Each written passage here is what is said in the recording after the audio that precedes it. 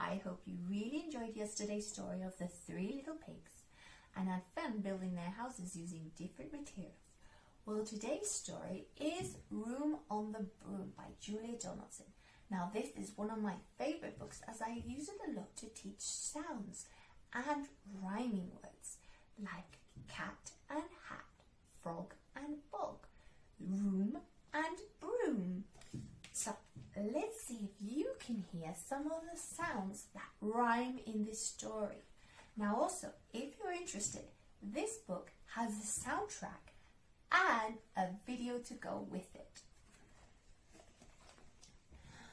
The witch had a cat and a very tall hat and long ginger hair that she wore in a plait, and how the cat purred and how the witch grinned as they sat on their broomstick and flew through the wind. But how the witch wailed and how the cat spat when the wind blew so wildly it blew off her hat. Down! Cried the witch as they flew to the ground. They searched for the hat, but no hat could be found. Then all of a sudden, on thundering paws, came a dog with the hat bound tightly in his jaws. He dropped it politely, then eagerly said, as the witch pulled her hat down over her head, "I'm a dog as keen as can be. Is there room on the broom for a dog like me?" "Yes," cried the witch, and the dog clambered on. The witch tapped the broomstick, and swoosh, they were gone. Over the fields and the forest they flew. The dog wagged his tail and the stormy wind blew. The witch held on to her hat, but away blew the bow from her long ginger plait. Oh dear. Down! Cried the witch as they flew to the ground. They searched for the bow, but no bow could be found. Then out from a tree with an ear-splitting shriek there flapped a green bird with a bow in her beak. She dropped it politely and bent her head low. Then she said, as the witch tied her plait in a bow, "I'm a bird as green as can be. Is there room on the broom for a bird like me?" "Yes," cried the witch, and the bird fluttered on. The witch tapped the broomstick and whoosh, they were gone. Over the reeds and the rivers they flew. The bird shrieked with glee as the stormy wind blew. They shot through the sky to the back of beyond. The witch clutched her bow but let go of her wand. Down! Cried the witch as they flew to the ground. They searched for the wand, but no wand could be found.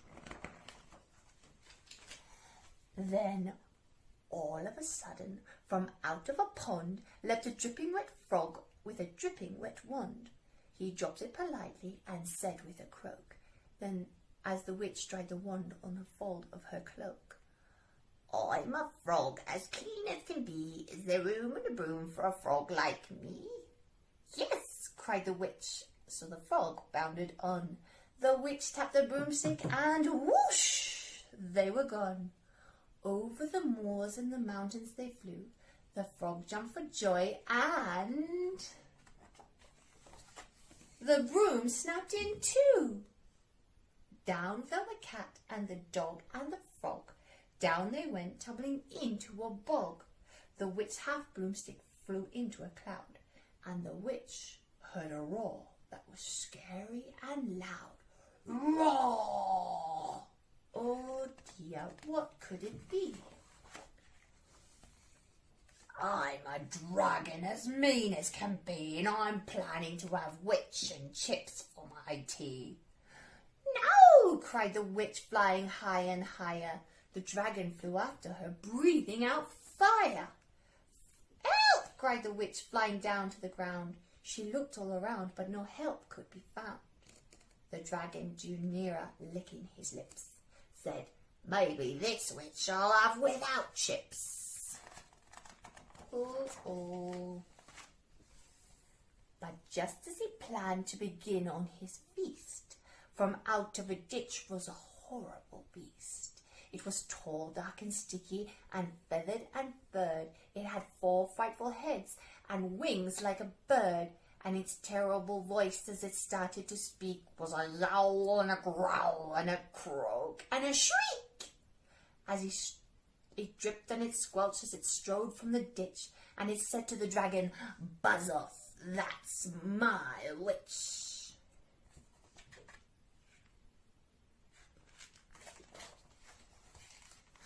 The dragon drew back as he started to shake. "Oh, I'm sorry," he sputtered. I made a mistake. It's nice to have met you, but now I must fly," as he spread out his wings and flew through the sky. Then down flew the bird, and down jumped the frog. Down climbed the cat, and whoosh, said the dog. "And thank you, oh thank you," the grateful witch cried. "Without you I'd be in that dragon's inside." Then she filled up her cauldron and said with a grin, "Find something, everyone, and throw something in."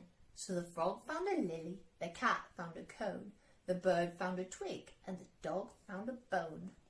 They threw them all in, and the witch stirred them well, and while she was stirring she muttered a spell. Iggity, ziggity, zaggity, zoom! Then out rose a truly magnificent broom, with seats for the witch and the cat and the dog, a nest for the bird, and a shower for the frog.